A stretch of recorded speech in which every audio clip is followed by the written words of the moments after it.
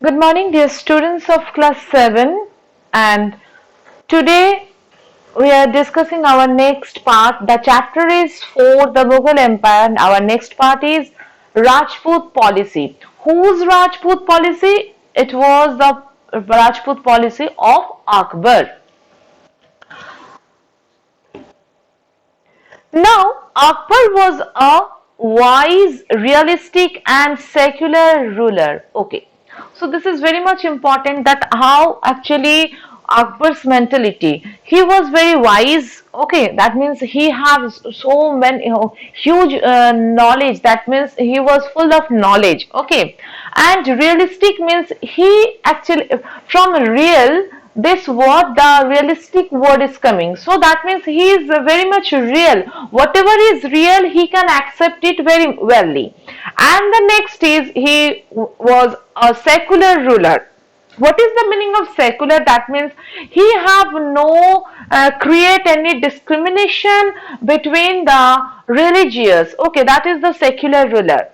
Now he realized very early that a tolerant and secular approach was needed to expand Mughal influences. So that means actually he was understand very much, he was realized and understand that tolerant and secular approach. So if you are the tolerant, that means whatever is going on you can accept this, you can tolerate this, not biased on that. Okay, so that is the tolerant. So if you tolerate and if you are a secular ruler and secular mindset of human being, then it's very much means it's very much needed. Approach was needed to expand the Mughal influence. Then you can approach the for the your Mughal expansion. Okay. Now this approach made him popular among the masses and Rajputs well. Okay, so he's this approach, that means he is a tolerant person and he is a secular person. So this actually this popularity, this mentality make him popular, and it actually accepted by the huge people. Masses means huge. Okay, huge. Okay, so huge people and also Rajputs.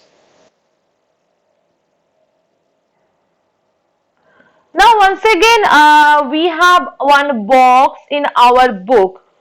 So what is written in that box? That Akbar won over the hearts of Rajput rulers by respecting their pride and culture. So Akbar's own the hearts of Rajput rulers by how? By respecting them and pride and culture. So he found that Rajput warriors were skilled, brave and loyal. Therefore, even after defeating several Rajput kings, he allowed them to rule over their territories. So, when he came to know about the Rajputs activity, Rajputs warrior system, Rajput skill and their braveness, their loyalty, then actually he allowed them to rule over their territories. The Rajput rulers also supported Akbar. So when Akbar liked them, loved them, and allowed them to rule over their territories, then Rajputs also loved to the Akbar and also supported Akbar, commanded the army or supplied contingents during war. Now the next point is Akbar encouraged matrimonial alliance with the Rajputs. That means Akbar actually interested to maintain one relationship with the Rajputs, and very good when they involved in a matrimonial alliance in matrimonial bonding, then it is very much good to make them relative. Okay, so that is why Akbar encouraged matrimonial alliance with the Rajputs. Now he was tolerant and sensitive emperor who allowed his Hindu wives to follow Hinduism. Many Rajputs like Raja Bhagwan Das and Raja Man Singh were given high posts in Akbar's administration. Okay, so this part is also very much important in our in Rajput policies or Akbar's policy, you can say. Now, despite Akbar's policies, some Rajput states like Ranthambore and Jodhpur refused to accept Akbar's suzerainty. What is the meaning of suzerainty? That means the relationship. Okay, so few Rajputs actually they were accepted Akbar's relationship with marriage their marriage their son with the marriage their daughter and son, but few Rajputs are there also states, few Rajput states are there also like Ranthambore and Jodhpur. They actually not accepted that relationship. They refused to accept that relationship with Akbar. Okay. So he attacked their territories and conquered them. Akbar defeated Rana Uday Singh of Mewar and conquered Chetar. So when Akbar have seen that they didn't accept Akbar's friendship or relationship with him, then he attacked their territories, their areas and conquered that places, and in this way Akbar actually defeated Rana Uday Singh, who was the king of the Mewar, and then he conquered the Chetar also. Rana Uday Singh's son Rana Pratap continued the struggle. So when Rana Uday Singh was dead, means after the death of Rana Uday Singh, his son, who was his son? Rana Pratap Singh. So he continued the struggle. He successfully recovered much of Mewar. So that means his son was very much efficient, and after capturing the Mewar, Akbar, after capturing the Mewar, Rana Pratap Singh very much successfully recovered some places of Mewar, but he was unable to recover Chittor. So Chetar he actually not recovered, but few places of Mewar he was recovered. Now, religious policy. Akbar followed a liberal religious policy and believed in the equality and unity of all religions. Some of the prominent features Akbar's religious policy are given below. So, in the here we can see the few Akbar's religion policy, the features of Akbar's religion policy. Now you can see here one picture, and this picture is Rana Uday Singh. Okay. Now we are going to discuss the Akbar's the few features of Akbar's religion policy. Now first is Akbar gave grants to numerous Hindu temples. That means actually he was grants, or he was made, you can say that huge numerous means huge Hindu temples. Okay. Next, number 2 is Akbar got the epics like Ramayana and Mahabharata translated into Persian. So he got that responsibility that we know that we have two epics, and he got that responsibility that translated into Persian. So these two epics he was translated in Persian.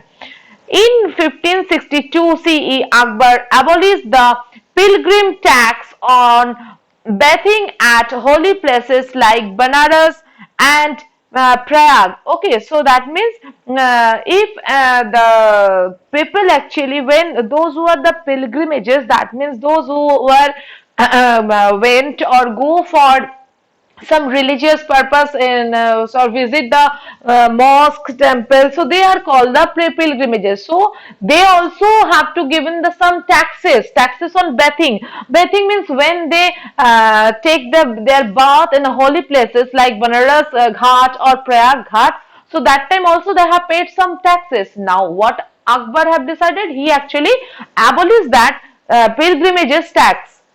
And the last is 1564 CE, Akbar abolished jizya, a tax which paid by non-Muslims. Okay, so jizya is also one type of tax which was actually non. He actually totally abolished that taxes which was paid by non-Muslim. Those who are Hindus, actually they actually paid that jizya tax, but he abolished this tax also. Now our next and most vital part is Din-e-Ilahi.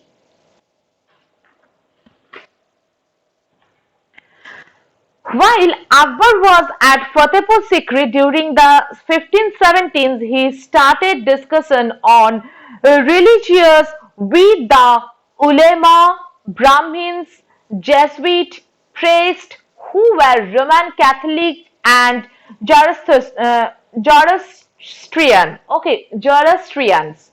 So among them actually he discussed about the religious thing, whatever the oldest any religious purpose or anything he was discussed with them. This discussion took place in the Ibadat Khana. Okay, so where it was discussed, when he discussed with these persons, with the Catholics, Roman Catholics, Zoroastrians, Jesuit priests, Brahmins, ulemas. So actually they have discussed all together about the religion purpose. That place name is was Ibadat Khana, and where it was situated, it was situated in Fatehpur Sikri. Okay, he was interested in religious and social customs of different people. This eventually led Akbar to the idea of Sul-e-Kul or universal peace. So when he was discussed with the any really kind of religious things with that persons at Ibadat Khana in Fatehpur Sikri, that time he was interested social customs also of the different people. Okay, and eventually the Akbar actually taken one idea, led one idea, and it was the Sulikul, and Sulikul means universal peace. The concept compiled not just tolerance but also the sort of balance, civility, respect, and compromise required to maintain harmony among diverse population. That means he tried to maintain the bonding with the diverse population. Diverse population means the various types of population he have seen in our India, and we also know that India is a diversity, and various languages people, various religions people, they lived in India. So actually that time he was tried to maintain a harmony. Harmony means here you can say that he tried to maintain one balance, one bonding with them, with different kinds of people. Akbar also founded his own religion, Din-e-Ilahi or divine faith. It encouraged belief in one God. This is very much important. That means what actually his religions actually told him or tell him, his religions is main thing is Din-e-Ilahi or divine faith. That means it encourage believe in one God. That means we also know, we somebody pray Allah, we somebody pray God, we somebody pray Bhagwan. So varieties name, but God is one. Okay, we can ask, we can call them various names. Okay, so that means, well, sometimes we can say that who is Ram, and he is the same Rahim. Ram and Rahim are the same. So here it means that God is one. Din-e-Ilahi did not survive for long after Akbar's death, but this good one policy, divine faith, it was actually not survived for a long time. Now art and culture. Akbar was great patron of art. He was famous for the brilliance of the court he maintained.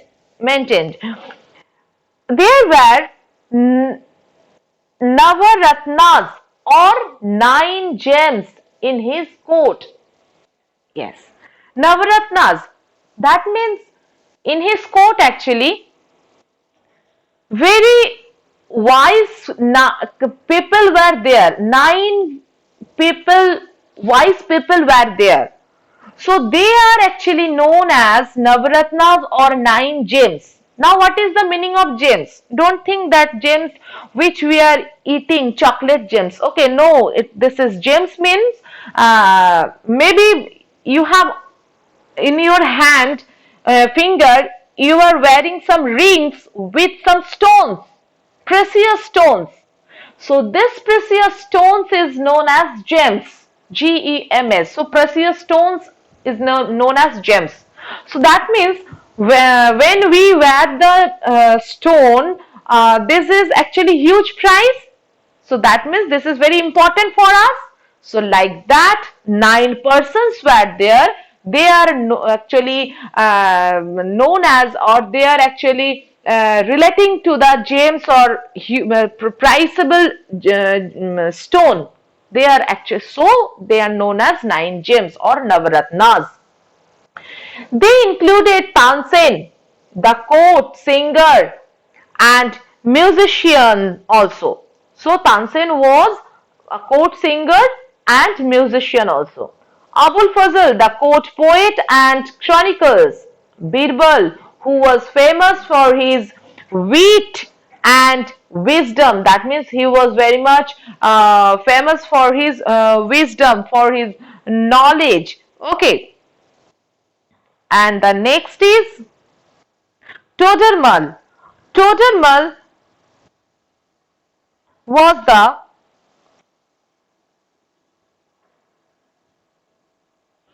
Todarmal was the finance minister and Mansingh a trusted general. That means Mansingh was very much good general, good official who was very trusted. Okay, and the who was the finance minister? The Todarmal was the finance minister. So here we can get one new word, that is wit, and wit means intelligent. Okay, so who actually the Birbal was famous for his intelligence and his wisdom also. Okay, so these are the people's name. They are known as 9 gems. And 9 gems, and they are found in whose court? Maybe question will come. So Akbar's court. Okay. So today, up to this, next video, we are discussing, we will discuss about Jahangir, and his time period was 1605 to 1627. So our next video, next class, I will discuss with you about Jahangir. So students, thank you. Goodbye.